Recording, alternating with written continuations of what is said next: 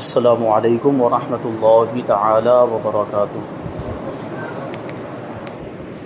نحمده ونصلي ونسلم على رسوله الكريم اما بعد فاعوذ باللہ من الشیطان الرجیم بسم اللہ الرحمن الرحیم ان اللہ وملائکته یصلون علی النبی یا ایہا الذین آمنوا صلوا علیہ وسلموا تسلیما اللہم صلی علی سیدنا ومولانا محمد معدن الجود والکرم وآلہ الکرام وابنہ الکریم وبارک وسلم صلاۃ و سلاما علیک یا رسول اللہ صلی اللہ تعالی علیہ وسلم۔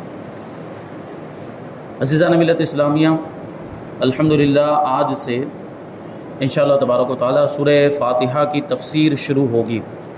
تو سب سے پہلے سورہ فاتحہ کا تعارف، انٹروڈکشن بیان کیا جائے گا، پھر سورہ فاتحہ کے نام کے تعلق سے کچھ باتیں اور کچھ سورہ فاتحہ کے تعلق سے ضروری مسائل بھی بیان کیے جائیں گے، پھر انشاءاللہ تبارک و تعالی سورہ فاتحہ کی تفسیر۔ سب سے پہلے بتاتے ہیں کہ سورہ فاتحہ مکی ہے یا مدنی۔ قرآن مجید کے اندر ہم دیکھتے ہیں کہ سورتوں کے نام کے ساتھ مکیہ یا مدنیہ لکھا ہوا ہوتا ہے۔ سب سے پہلے تو اس کے مطلب کو سمجھے کہ مکی اور مدنی کا مطلب کیا۔ جس سورت کے نام کے ساتھ اگر مکیہ لکھا ہوا ہے تو اس کا مطلب یہ ہوتا ہے کہ یہ سورت مکہ میں نازل ہوئی، اور جس سورت کے نام کے ساتھ مدنی لکھا ہوتا ہے یا مدنیہ لکھا ہوتا ہے اس کا مطلب یہ ہوتا ہے کہ یہ سورت مدینہ منورہ میں نازل ہوئی، کیونکہ حضور پاک صلی اللہ علیہ وسلم اعلان نبوت کے بعد 13 سال تک مکہ مکرمہ میں رہے، پھر ہجرت کر کے مدینہ منورہ تشریف لائے، 10 سال تک مدینہ منورہ میں رہے۔ تو جو سورتیں 13 سال کے عرصے میں مکہ مکرمہ میں نازل ہوئی ان کو مکیہ کہا جاتا ہے، اور جو صورتیں ہجرت کے بعد مدینہ منورہ میں نازل ہوئی، اور اگرچہ حضور پاک صلی اللہ علیہ وسلم کسی اور مقام پر تھے، یعنی ہجرت کے بعد نازل ہونے والی صورتوں کو مدنیہ کہا جاتا ہے، اگرچہ حضور پاک صلی اللہ علیہ وسلم اس وقت مدینے میں موجود ہوں یا نہ ہوں، کہیں باہر تشریف لے گئے، کہیں جنگ کے موقع پر تشریف لے گئے، تو دوسری جگہ بھی اگر نازل ہوئی ہے لیکن ہجرت کے بعد نازل ہوئی تو اس کو کہا جائے گا مدنیہ۔ تو اب سورہ فاتحہ کے تعلق سے بتاتے ہیں کہ سورہ فاتحہ مکی ہے یا مدنی ہے۔ اکثر علماء کے نزدیک سورہ فاتحہ مکہ مکرمہ میں نازل ہوئی ہے۔ امام مجاہد رحمۃ اللہ تعالی علیہ فرماتے ہیں کہ سورہ فاتحہ مدینہ منورہ میں نازل ہوئی، اور ایک قول یہ ہے کہ سورہ فاتحہ 2 مرتبہ نازل ہوئی، ایک مرتبہ مکہ مکرمہ میں اور دوسری مرتبہ مدینہ منورہ میں نازل ہوئی۔ اور ایک سورت کا کئی مرتبہ نازل ہونا یہ کوئی ناممکن بات نہیں ہے، بہت سی صورتیں ایسی ہیں قرآن مجید کے اندر جو ایک سے زیادہ مرتبہ نازل ہوئی، انہی میں سے سورہ فاتحہ بھی ہے۔ اس سورہ فاتحہ کے تعلق سے بھی ہے کہ یہ ایک سے زیادہ مرتبہ نازل ہوئی، یعنی مکہ مکرمہ میں بھی نازل ہوئی اور مدینہ منورہ میں بھی نازل ہوئی، اور ایک سے زیادہ مرتبہ نازل ہونا یہ اس کی عظمت میں اضافہ کرتا ہے کہ اس کی اہمیت کے پیش نظر اس سورت کو ایک سے زیادہ مرتبہ نازل کیا گیا۔ تو اس اعتبار سے دیکھیں تو سورہ فاتحہ مکی بھی ہوئی اور سورہ فاتحہ مدنی بھی ہوئی۔ اس میں 1 رکوع اور 7 آیتیں ہیں، اور اس سورت کے بہت سارے نام ہیں، اور ناموں کا زیادہ ہونا اس کی فضیلت اور شرف کی دلیل ہے۔ جس چیز کے جتنے زیادہ نام ہوتے ہیں وہ چیز اتنی ہی زیادہ فضیلت والی مانی جاتی ہے۔ سورہ فاتحہ کے بہت سارے نام ہیں، ان میں سے مشہور 15 ناموں کو یہاں پر ذکر کرتے ہیں۔ پہلا نام ہے سورہ فاتحہ، ہم اس کو سورہ فاتحہ کہتے ہیں۔ فاتحہ کا مطلب شروع کرنے والی، وہ سورت جس سے ابتدا کی جائے۔ تو اس کا مطلب اور اس کی وجہ کیا ہے بتاتے ہیں۔ سورہ فاتحہ سے قرآن پاک کی تلاوت شروع کی جاتی ہے، اور اسی سورت سے قرآن پاک کے لکھنے کی بھی ابتدا کی جاتی ہے۔ پڑھنا بھی سورہ فاتحہ سے شروع کیا جاتا ہے، اور اگر قرآن مجید کو لکھا جائے تو سب سے پہلے کون سی سورت لکھی جائے گی؟ سورہ فاتحہ ہی لکھی جائے گی۔ اس لیے اسے فاتحۃ الکتاب یعنی کتاب کی ابتدا کرنے والی سورت کہتے ہیں۔ دوسرے نمبر پر اس سورت کی ابتدا الحمدللہ سے ہوئی ہے۔ الحمدللہ کا مطلب ہوتا ہے تمام تعریفیں اللہ کے لیے، حمد کا معنی ہوتا ہے تعریف۔ اس مناسبت سے اسے سورۃ الحمد بھی کہا جاتا ہے، یعنی وہ سورت جس میں اللہ تعالیٰ کی حمد اور تعریف بیان کی گئی۔ تیسرا اور چوتھا نام، سورہ فاتحہ قرآن پاک کی اصل ہے، یعنی جو چیزیں قرآن پاک میں تفصیل کے ساتھ بیان کی گئی ہیں ان کو سورہ فاتحہ کے اندر اجمال کے ساتھ اور مختصر طور پہ بیان کر دیا گیا۔ اس بنا پر اسے ام القرآن اور ام الکتاب بھی کہتے ہیں، یعنی قرآن کی اصل یا کتاب کی اصل، اور کتاب سے مراد یہی قرآن مجید، کتاب اللہ، اللہ کی کتاب۔ پانچواں نام یہ سورت نماز کی ہر رکعت میں پڑھی جاتی ہے، سورہ فاتحہ نماز کی ہر رکعت میں پڑھی جاتی ہے، یا یہ سورت 2 مرتبہ نازل ہوئی ہے، اس وجہ سے اسے السبع المثانی یعنی بار بار پڑھی جانے والی یا ایک سے زیادہ مرتبہ نازل ہونے والی 7 آیتیں کہا جاتا ہے۔ چھٹا اور 7واں اور 8واں نام دین کے بنیادی امور کا جامع ہونے کی وجہ سے، کہ دین کی تقریباً ساری باتیں جو ضروری ہیں، بنیادی ہیں، ان کو سورہ فاتحہ کے اندر بیان کر دیا گیا ہے۔ اس وجہ سے سورہ فاتحہ کو سورۃ الکنز، کنز کا معنی ہوتا ہے خزانہ، کیونکہ دین کی بنیادی باتوں کا خزانہ ہے سورہ فاتحہ، اور اس کو سورۃ الوافیہ اور سورۃ الکافیہ بھی کہا جاتا ہے، کیونکہ یہی سورت سارے دین کے بنیادی امور کے لیے کافی اور وافی ہے۔ تو یہ 3 نام ہے۔ اس کے بعد 9واں اور 10واں نام شفا، شفا کا باعث ہونے کی وجہ سے اس کو سورۃ الشفا اور سورۃ الشافیہ بھی کہا جاتا ہے۔ میں نے اس سے پہلے حضرت جنید بغدادی رضی اللہ تعالیٰ عنہ کا واقعہ عرض کیا تھا کہ حضرت جنید بغدادی رضی اللہ تعالیٰ عنہ کے پاس جو بھی بیمار آتا تھا، آپ سورہ فاتحہ پڑھ کے اس کو دم کر دیا کرتے تھے، اس کی بیماری دور ہو جاتی تھی۔ تو اسی وجہ سے اسے سورہ شفا بھی کہا جاتا ہے۔ اور 11 سے لے کر 15 تک اس کے نام بیان کریں گے۔ یہ دعا پر مشتمل ہے، اس میں دعا بھی سکھائی گئی ہے اور اس میں دعا موجود، دعا کا طریقہ بھی بتایا گیا۔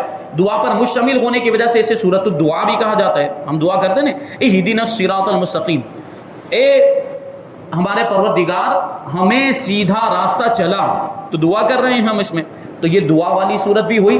اور سورۃ و تعلیم المسئلہ بھی اسے کہا جاتا ہے کہ اس میں سوال کرنے کا طریقہ بھی بتایا گیا، دعا کیسے کرنی ہے دعا کا طریقہ بھی بتایا گیا، اور سوال کیسے کرنا ہے وہ بھی بتایا گیا۔ اس وجہ سے اس کو سورۃ السوال بھی کہا جاتا ہے، سورۃ المناجات بھی کہا جاتا ہے، کہ سورہ فاتحہ کے ذریعے سے انسان مومن بندہ اللہ تبارک و تعالیٰ کو پکارتا ہے، اللہ تبارک و تعالیٰ سے سرگوشی کرتا ہے، مناجات کرتا ہے۔ اس وجہ سے اس کو سورۃ المناجات بھی کہا جاتا ہے اور سورۃ التفویض بھی کہا جاتا ہے۔ تفویض کا مطلب ہوتا ہے سپرد کر دینا۔ تو چونکہ بندہ اپنا سب کچھ اللہ تبارک و تعالیٰ کے حوالے کر دیتا ہے، اس وجہ سے اس کو سورۃ التفویض بھی کہا جاتا ہے۔ احادیث میں اس سورت کے بہت سارے فضائل بیان کیے گئے، ان میں سے 4 فضیلتیں یہاں پر بیان کی جاتی۔ حضرت ابو سعید ابن معلہ رضی اللہ تعالیٰ عنہ فرماتے ہیں کہ میں نماز پڑھ رہا تھا تو مجھے نبی کریم صلی اللہ علیہ وسلم نے بلایا، لیکن میں نے جواب نہیں دیا، یعنی میں حضور کے بلانے پر حاضر نہیں ہوا۔ جب نماز سے فارغ ہو کر بارگاہ رسالت میں حاضر ہوا تو میں نے عرض کیا یا رسول اللہ صلی اللہ تعالیٰ علیہ وسلم، میں نماز پڑھ رہا تھا اس لیے حاضر نہیں ہوا۔ تو تاجدار رسالت صلی اللہ علیہ وسلم نے ارشاد فرمایا کہ کیا اللہ تعالیٰ نے یہ نہیں فرمایا استجیبوا للہ ولرسولہ اذا دعاکم، اللہ اور اس کے رسول کی بارگاہ میں حاضر ہو جاؤ جب وہ تمہیں بلائیں۔ یعنی رسول پاک صلی اللہ علیہ وسلم اگر ہمیں بلائیں تو اگرچہ ہم نماز میں ہوں ہمیں حاضر ہو جانا یہ ضروری ہے۔ پھر ارشاد فرمایا کیا میں تمہیں تمہارے مسجد سے نکلنے سے پہلے قرآن کریم کی سب سے عظیم سورت نہ سکھا دوں، یعنی سب سے زیادہ فضیلت والی سورت نہ سکھا دوں؟ پھر آپ نے میرا ہاتھ پکڑ لیا۔ حضرت ابو سعید ابن معلہ کہتے ہیں کہ حضور پاک صلی اللہ علیہ وسلم نے میرا ہاتھ پکڑ لیا، جب ہم نے نکلنے کا ارادہ کیا، یعنی مسجد سے باہر نکلنے کا ارادہ کیا، تو میں نے عرض کیا یا رسول اللہ صلی اللہ تعالیٰ علیہ وسلم، آپ نے فرمایا تھا کہ میں ضرور تمہیں قرآن مجید کی سب سے عظمت والی سورت سکھاؤں گا۔ تو ارشاد فرمایا وہ سورت الحمدللہ رب العالمین ہے۔ یہی سبع مثانی یعنی بار بار پڑھی جانے والی 7 آیتیں اور قرآن عظیم ہے جو مجھے عطا فرمائی گئی۔ سورہ فاتحہ ایسی سورت ہے جو حضور پاک صلی اللہ علیہ وسلم کو خاص طور پر عطا فرمائی گئی، اور اس طرح کی کوئی بھی سورت اگلے انبیاء کرام اور رسولان اعظام کو عطا نہیں کی گئی۔ یہ حضور پاک صلی اللہ علیہ وسلم اور آپ کی امت کی خصوصیت ہے کہ آپ کو سورہ فاتحہ جیسی عظمت والی سورت عطا کی گئی۔ دوسری فضیلت، حضرت عبداللہ ابن عباس رضی اللہ تعالیٰ عنہ فرماتے ہیں کہ ایک فرشتہ آسمان سے نازل ہوا اور اس نے سید عالم صلی اللہ علیہ وسلم کی بارگاہ میں سلام پیش کر کے عرض کیا یا رسول اللہ صلی اللہ تعالیٰ علیہ وسلم، آپ کو ان 2 نوروں کی بشارت ہو جو آپ کے علاوہ اور کسی نبی کو عطا نہیں کیے گئے۔ 2 نور جو حضور پاک صلی اللہ علیہ وسلم کو خاص طور پر عطا کیے گئے۔ فرشتے نے آگے کیا کہا، اور وہ 2 نور یہ ہیں، ایک سورہ فاتحہ اور دوسرا سورہ بقرہ کی آخری آیتیں، آمن الرسول بما انزل الیہ من ربہ والمؤمنون، یہ سورہ بقرہ کی آخری آیتیں، ان کو نور فرمایا گیا اور ان میں بڑی برکتیں ہیں۔ سورہ فاتحہ کی اگر کثرت کے ساتھ تلاوت کی جائے اور سورہ بقرہ کی آخری آیتوں کی تلاوت کی جائے تو اللہ تبارک و تعالیٰ دنیا اور آخرت کی برکتیں عطا فرما دے۔ تیسری فضیلت، حضرت ابی بن کعب رضی اللہ تعالیٰ عنہ سے روایت ہے کہ حضور پر نور صلی اللہ علیہ وسلم نے ارشاد فرمایا اللہ تعالیٰ نے توریت اور انجیل میں ام القرآن کی مثل کوئی صورت نازل نہیں فرمائی. اور ام القرآن مطلب سورہ فاتحہ، یعنی سورہ فاتحہ اس امت کو خاص طور پر ملی ہے. توریت اور انجیل میں ایسی کوئی صورت نہیں تھی. ایسی عظمت والی صورت ہے، ایسی فضیلت والی صورت ہے سورہ فاتحہ. چوتھی فضیلت، حضرت عبد الملک ابن عمیر رضی اللہ تعالیٰ عنہ سے روایت ہے کہ نبی کریم صلی اللہ علیہ وسلم نے ارشاد فرمایا سورہ فاتحہ ہر مرض کے لیے شفا ہے، ہر بیماری کے لیے شفا ہے. بس یہ ہے کہ اس انداز سے اس کو پڑھا جائے اور خلوص کے ساتھ، یقین کے ساتھ، عقیدہ رکھتے ہوئے پڑھا جائے تو اللہ تبارک و تعالیٰ شفا عطا فرمائے. اب سورہ فاتحہ کے مضامین بیان کیے جاتے ہیں، سورہ فاتحہ کا کانٹینٹ بیان کیا جاتا ہے کہ اس میں اللہ تبارک و تعالیٰ نے کیا ارشاد فرمایا، سورہ فاتحہ میں ہے کیا. سب سے پہلے نمبر پر اس صورت میں اللہ تعالیٰ کی حمد و ثنا بیان کی گئی، اللہ تعالیٰ کی تعریف بیان کی گئی. دوسرے نمبر پر اللہ تبارک و تعالیٰ کے رب ہونے، رب العالمین جو لفظ آیا، رب یعنی پروردگار، ساری کائنات کو پالنے والا، اور اس کے رحمان اور رحیم ہونے، رحمان اور رحیم کی پوری تفسیر انشاءاللہ تبارک و تعالیٰ آگے آئے گی. نیز مخلوق کے مرنے کے بعد دوبارہ زندہ کیے جانے اور قیامت کے دن ان کے اعمال کی جزا ملنے کا ذکر بھی ہے. صرف ایک چھوٹی سی آیت کریمہ مالک یوم الدین، جو روز جزا کا مالک ہے، اس پہ ساری چیزیں بیان کر دی گئی. روز جزا کا مطلب بدلہ دیے جانے کا، اعمال کا بدلہ ملنے کا دن، اور وہ قیامت کا دن ہے، اور اس کا مالک اللہ تبارک و تعالیٰ ہے. اور اس سے یہ بھی پتہ چلا کہ جو انسان ہے وہ مرنے کے بعد دوبارہ زندہ ہوں گے اور قیامت کے دن ان کو حاضر کیا جائے گا. یہ اس چھوٹی سی آیت کے اندر صرف 3 الفاظ ہیں، مالکی یوم الدین، اور ان 3 الفاظ کے اندر اتنی ساری چیزیں بیان کر دی گئی ہیں. تیسرے نمبر پر صرف اللہ تبارک و تعالیٰ کے عبادت کا مستحق ہونے اور اس کے حقیقی مددگار ہونے کا تذکرہ ہے کہ اللہ تبارک و تعالیٰ ہی عبادت کے لائق ہے، اس کے علاوہ کوئی عبادت کے لائق نہیں، اور حقیقی طور پر اگر کوئی مدد کرنے والا ہے تو وہ اللہ تبارک و تعالیٰ ہے. دوسرے لوگ جو مدد کرتے ہیں وہ اللہ تبارک و تعالیٰ کی عطا سے مدد کرتے ہیں. حقیقت میں مدد کرنے والا کون ہے؟ اللہ تبارک و تعالیٰ. اولیاء کرام اور بزرگان دین سے ہم جو مدد مانگتے ہیں تو ہم یہی عقیدہ رکھتے ہوئے، یہی یقین رکھتے ہوئے مدد مانگتے ہیں کہ یہ حقیقی مددگار نہیں، حقیقی مددگار تو اللہ تبارک و تعالیٰ ہے. یہ اللہ کی دی ہوئی طاقت کے ذریعے سے انسانوں کی مدد فرماتے ہیں. یہ ہمارا عقیدہ اہل سنت و جماعت ہے. چوتھے نمبر پر دعا کے آداب کا بیان ہے. دعا سکھائی گئی اس میں، اور اللہ تعالیٰ سے دین حق و صراط مستقیم کی طرف ہدایت ملنے، نیک لوگوں کے حال سے موافقت اور گمراہوں سے اجتناب کی دعا مانگنے کی تعلیم موجود ہے. اس میں جو یہ دعا کی گئی نا کہ ہمیں سیدھا راستہ چلا، ایسا راستہ، ان لوگوں کا راستہ جن پر تیرا انعام ہوا، یعنی نیک لوگوں کا راستہ جس پر نیک لوگ چلتے رہے. پھر آگے یہ بھی دعا کی گئی کہ ان لوگوں کے راستے پر مت چلا جن پر تیرا غضب ہوا ہے، یعنی اللہ تبارک و تعالیٰ جن سے ناراض ہے، اور جو گمراہ ہیں، گمراہ کرنے والے، ان لوگوں کے راستے سے بچنے کی دعا کی تعلیم اس میں جو ہے کہ دی گئی ہے. یہ چند وہ چیزیں بیان کی جن کا سورہ فاتحہ میں تفصیلی ذکر ہے. البتہ اجمالی طور پر اس صورت میں بے شمار چیزوں کا بیان ہے. امیر المؤمنین حضرت علی مرتضیٰ کرم اللہ وجہہ الکریم فرماتے ہیں اگر میں چاہوں تو سورہ فاتحہ کی تفسیر سے 70 اونٹ بھروا دوں.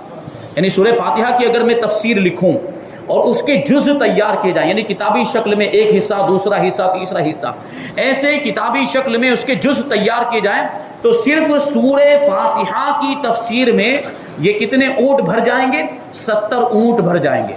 اعلیٰ حضرت رضی اللہ تعالیٰ عنہ حضرت علی مرتضیٰ کرم اللہ وجہہ الکریم کا یہ قول نقل کرنے کے بعد فرماتے ہیں ایک اونٹ کے یعنی کتنے من بوجھ اٹھاتا ہے اور ہر من میں کتنے ہزار اجزاء ہوتے ہیں، ان کا حساب لگایا جائے تو یہ حساب سے تقریباً 25 لاکھ جز بنتے ہیں. کتنے جز؟ 25 لاکھ حصے بنتے ہیں. یہ سورہ فاتحہ کی تفسیر کا معاملہ، اور یہ مولا کائنات کے علم کا معاملہ. کیوں مولا کائنات کو حضور پاک صلی اللہ علیہ وسلم نے آپ کے بارے میں کیا ارشاد فرمایا؟ انا مدینۃ العلم وعلی بابھا، میں علم کا شہر ہوں تو علی اس کا دروازہ. یہ حضرت علی کے علم کا عالم ہے تو حضور پاک صلی اللہ علیہ وسلم کے علم کا عالم کیا ہوگا؟ یہ فقط سورہ فاتحہ کی تفسیر. اب سورہ فاتحہ کے تعلق سے کچھ مسائل بیان کرتے ہیں. نماز میں سورہ فاتحہ پڑھنا واجب ہے. سورہ فاتحہ اگر کوئی جان بوجھ کر چھوڑ دے تو نماز دوبارہ پڑھنی پڑے گی، اور اگر غلطی سے چھوٹ جائے تو کیا کرنا پڑے گا؟ سجدہ سہو کرنا پڑے گا. امام اور تنہا نماز پڑھنے والا اپنی زبان سے سورہ فاتحہ پڑھے گا، اپنے الفاظ میں، یعنی خاموش کھڑا نہیں رہے گا. امام کو سورہ فاتحہ پڑھنی، چاہے وہ سری نماز ہو یا جہری نماز ہو، بلند آواز سے نماز میں پڑھا جاتا ہو یا آہستہ پڑھا جاتا ہو، امام پڑھے گا۔ اور تنہا منفرد جو امام کے ساتھ نماز نہیں پڑھ رہا، مقتدی نہیں ہے، وہ اگر جیسے سنتیں ہم پڑھتے تو تنہا پڑھتے ہیں تو اس میں بھی سورہ فاتحہ ہم اپنے الفاظ کے ذریعے سے پڑھیں گے، جبکہ مقتدی امام کے پیچھے خاموش رہے گا، یعنی مقتدی کو سورہ فاتحہ نہیں پڑھنی ہے۔ اور جہری نماز میں اس کی قراءت بھی سنے گا، یعنی امام کی قراءت سنے گا، اور اس کا یہی عمل پڑھنے کے حکم میں ہے، یعنی اس کا خاموش رہنا ہی یہ پڑھنے کے قائم مقام ہے۔ امام کا پڑھنا مقتدی کا پڑھنا ہے، یعنی امام کا پڑھنا سورہ فاتحہ کو یہ مقتدی کے لیے کافی ہے، مقتدی کو پڑھنے کی حاجت نہیں، بلکہ مقتدی خاموش رہے گا، چاہے وہ سری نماز ہو یا جہری نماز ہو۔ اللہ تعالیٰ نے قرآن مجید میں تلاوت کے وقت مقتدی کو خاموش رہنے اور قراءت سننے کا حکم دیتے ہوئے ارشاد فرمایا وَإِذَا قُرِئَ الْقُرْآنُ فَاسْتَمِعُوا لَهُ وَأَنصِتُوا لَعَلَّكُمْ تُرْحَمُونَ، اور جب قرآن پڑھا جائے تو اسے غور سے سنو اور خاموش رہو تاکہ تم پر رحم کیا جائے۔ اب ظاہر سی بات، جب ہم خود پڑھنے لگ جائیں گے، مقتدی اگر خود پڑھنے لگ جائے گا تو پھر سننا نہیں پایا جائے گا۔ غور سے سننے کا حکم دیا گیا، غور سے سننا کب ہوگا؟ جب آدمی خاموش رہے۔ اب سوال یہ پیدا ہوتا ہے کہ امام بلند آواز سے تلاوت کر رہا ہے تو تب تو سنیں گے ہم، لیکن اگر امام آہستہ قرات کر رہا ہے تو اس کی تو آواز ہی نہیں آ رہی ہوگی، تو سننے کا کیا مطلب؟ تو اس کے لیے حکم آگے آیا خاموش رہو، یعنی اگر وہ امام بلند آواز سے قرات کر رہا ہے تو سننا ہے، غور سے سننا، اور امام اگر آہستہ قرات کر رہا ہے تو کیا کرنا ہے؟ ہمیں خاموش رہنا ہے، یعنی ہمیں قرات نہیں کرنی، مقتدی کے لیے قرات نہیں ہے، سورہ فاتحہ نہیں پڑھے گا۔ اور حضرت ابو موسیٰ اشعری رضی اللہ تعالیٰ عنہ سے روایت ہے کہ حضور اقدس صلی اللہ علیہ وسلم نے ارشاد فرمایا جب امام قرات کرے تو تم خاموش رہو، صاف ارشاد فرمایا گیا۔ حضرت جابر ابن عبداللہ رضی اللہ تعالیٰ عنہ سے روایت ہے نبی کریم صلی اللہ علیہ وسلم نے ارشاد فرمایا کہ جس شخص کا کوئی امام ہو تو امام کا پڑھنا ہی مقتدی کا پڑھنا ہے۔ ان کے علاوہ اور بہت سی احادیث میں امام کے پیچھے مقتدی کے خاموش رہنے کے بارے میں بیان کیا گیا۔ یہی امام اعظم ابو حنیفہ کا مذہب حنفی یہی ہے کہ امام جب قرات کر رہا ہو، یعنی مقتدی جب جماعت کے ساتھ نماز ادا کر رہا ہو تو مقتدی کو سورہ فاتحہ نہیں پڑھنی، نہ ہی کوئی دوسری صورت یعنی قرات نہیں کرنی، اس کو خاموش کھڑا رہنا ہے۔ امام اعظم ابو حنیفہ کا یہ مسلک۔ امام فخر الدین رازی رحمۃ اللہ تعالی علیہ فرماتے ہیں مدینہ منورہ کے چند علماء امام اعظم ابو حنیفہ رضی اللہ تعالیٰ عنہ کے پاس اس غرض سے آئے کہ وہ امام کے پیچھے مقتدی کی قرات کرنے کے معاملے میں آپ سے مناظرہ کریں۔ امام اعظم سے مناظرہ کرنے کے لیے آئے تھے کہ آپ کہتے ہیں کہ مقتدی قرات نہیں کرے گا، مقتدی سورہ فاتحہ نہیں پڑھے گا، خاموش کھڑا رہے گا، جبکہ مدینہ منورہ کے جو فقہا تھے ان کا مذہب کیا تھا کہ مقتدی بھی سورہ فاتحہ پڑھے گا۔ تو اب ان کا جو ہے مناظرہ، امام اعظم جب مدینہ منورہ پہنچے ہوں گے تو یہ سب جمع ہو گئے اور امام اعظم رضی اللہ تعالیٰ عنہ سے اس معاملے میں، اس مسئلے میں مناظرہ کرنے کے لیے تیار ہو گئے۔ امام اعظم ابو حنیفہ رضی اللہ تعالیٰ عنہ نے ان سے فرمایا سب سے مناظرہ کرنا میرے لیے ممکن نہیں، بہت سارے لوگ آ گئے تھے، سب سے تھوڑی ایک ساتھ میں گفتگو کی جا سکتی ہے، کسی ایک آدمی سے گفتگو کی جا سکتی ہے۔ آپ ایسا کریں کہ مناظرے کے معاملے میں مناظرے کا معاملہ اس کے سپرد کر دیں جو آپ میں سب سے زیادہ علم والا ہو، تاکہ میں اس کے ساتھ مناظرہ کروں، یعنی اپنے درمیان سے ایک آدمی مقرر کر لیں۔ اور آج بھی عام طور پر جو مناظرہ ہوتا ہے بد مذہبوں کے ساتھ تو سارے لوگ مل کر مناظرہ نہیں کرتے، ان کا ایک مناظر مقرر ہوتا ہے اور ہماری طرف سے بھی ایک مناظر مقرر ہوتا ہے، یہ دونوں آپس میں بحث و مباحثہ کرتے ہیں، ایک ہی مناظر ہوتا ہے۔ تو امام اعظم نے بھی یہی کہا کہ تم میں جو سب سے زیادہ علم والا ہو اس کو میرے سامنے پیش کرو، میں اس سے مناظرہ کروں۔ انہوں نے ایک عالم کی طرف اشارہ کیا تو امام اعظم ابو حنیفہ نے فرمایا کہ کیا یہ تم میں سب سے زیادہ علم والا ہے؟ انہوں نے جواب دیا ہاں۔ امام اعظم ابو حنیفہ نے فرمایا کہ کیا میرا اس کے ساتھ مناظرہ کرنا تم سب کے ساتھ مناظرہ کرنے کی طرح ہے؟ انہوں نے کہا ہاں، یعنی آپ اس کے ساتھ مناظرہ کریں گے گویا ہمارے ساتھ مناظرہ ہوا۔ امام اعظم ابو حنیفہ نے فرمایا کہ اس کے خلاف جو دلیل قائم ہوگی وہ گویا کہ تمہارے خلاف دلیل قائم ہوگی، یعنی اس پر جو بھی دلیل لازم وہ تم پر لازم، اس کی جیت تمہاری جیت ہوگی، اس کی ہار تمہاری ہار ہوگی۔ انہوں نے کہا جی ہاں۔ امام اعظم ابو حنیفہ نے فرمایا کہ اگر میں اس کے ساتھ مناظرہ کروں اور دلیل میں اس پر غالب آ جاؤں، یعنی میں جیت جاؤں، تو وہ دلیل تم پر بھی لازم ہوگی؟ انہوں نے کہا ہاں۔ امام اعظم ابو حنیفہ نے دریافت کیا وہ دلیل تم پر کیسے لازم ہوگی؟ تو انہوں نے جواب دیا اس لیے کہ ہم اسے اپنا امام بنانے پر راضی ہیں، ہم نے اس کو اپنا امام بنا لیا تو جو اس کی بات ہوگی وہ ہماری بات ہوگی۔ امام اعظم نے کہا میں مناظرہ جیت گیا۔ امام اعظم نے کیا فرمایا؟ میں مناظرہ جیت گیا۔ امام اعظم فرماتے ہیں کہ ہم بھی تو یہی کہتے ہیں کہ جب ہم نے ایک شخص کو نماز میں اپنا امام بنا لیا، اپنا امام مان لیا، تو اس کا قرات کرنا ہمارا قرات کرنا ہے، اب ہمیں قرات کرنے کی ضرورت نہیں ہے۔ اور ہماری طرف سے وہ نائب ہے، امام جو ہے وہ ہمارا نائب ہو گیا، وہ قرات کر رہا ہے تو ہمیں قرات کرنے کی ضرورت نہیں۔ امام اعظم ابو حنیفہ کی یہ بات سن کر سب نے اقرار کر لیا کہ امام کے پیچھے مقتدی قرات نہیں کرے گا۔ دوسرے نمبر پہ بیان کرتے ہیں نماز جنازہ میں خاص دعا یاد نہ ہو، جو دعا پڑھی جاتی ہے نماز جنازہ میں اللہم اغفر لحینا ومیتنا، اور نابالغ کے لیے جو دعا پڑھی جاتی ہے، اگر کسی کو وہ دعا یاد نہ ہو اور سورہ فاتحہ یاد ہے تو دعا کی نیت سے سورہ فاتحہ پڑھنا جائز ہے، کیونکہ سورہ فاتحہ قرآن کی سورت بھی ہے اور ایک دعا بھی ہے، اس میں دعا سکھائی گئی، تو دعا کی نیت سے سورہ فاتحہ کو نماز جنازہ میں پڑھ سکتے ہیں، جبکہ قراءت کی نیت سے نماز جنازہ میں سورہ فاتحہ پڑھنا جائز نہیں ہے، کیونکہ جو نماز جنازہ اس میں قراءت نہیں ہے۔ نماز جنازہ یہ دعائے مغفرت ہے، میت کے لیے دعا کی جاتی ہے، اس وجہ سے اس میں قرآن کی تلاوت نہیں کر سکتے۔ کیا ہوتا ہے، ثنا پڑھی جاتی ہے، درود ابراہیم پڑھا جاتا ہے، اور پھر کیا کیا جاتا ہے، میت کے لیے دعا کی جاتی ہے۔ تو سورہ فاتحہ کو دعا کے طور پر پڑھیں تو جائز ہے، لیکن اگر قرآن کی تلاوت کے طور پر، قرات کے طور پر پڑھیں تو نماز جنازہ میں اس کو پڑھنا جائز ہے، کیونکہ نماز جنازہ کے الگ احکام ہیں، اور جو مطلق نماز ہے رکوع سجدے والی نماز، اس کے الگ احکام ہے، یعنی دوسری نمازوں پر ہم نماز جنازہ کو قیاس نہیں کر سکتے۔ بعض لوگ سوال کرتے ہیں کہ نماز جنازہ میں سورہ فاتحہ کیوں نہیں پڑھی جاتی، تو ان سے آپ پلٹ کر سوال کریں کہ پھر نماز جنازہ میں رکوع سجدہ کیوں نہیں کیا جاتا؟ ٹھیک ہے، اس کے سارے احکام الگ ہیں، اس لیے ہم عام نمازوں پر اس کو قیاس نہیں کر سکتے۔ اب انشاءاللہ تبارک و تعالیٰ بسم اللہ الرحمن الرحیم کی تفسیر اور اس کے بعد سورہ فاتحہ کو تفصیل کے ساتھ بیان کریں گے۔ اللہ تبارک و تعالیٰ کی بارگاہ میں دعا ہے کہ جو کچھ بھی بیان ہوا اس پر ہم سب کو عمل کرنے کی توفیق عطا فرمائے، اور نور قرآن سے ہم سب کے دلوں کو روشن اور منور فرمائے۔ وما علینا الا البلاغ۔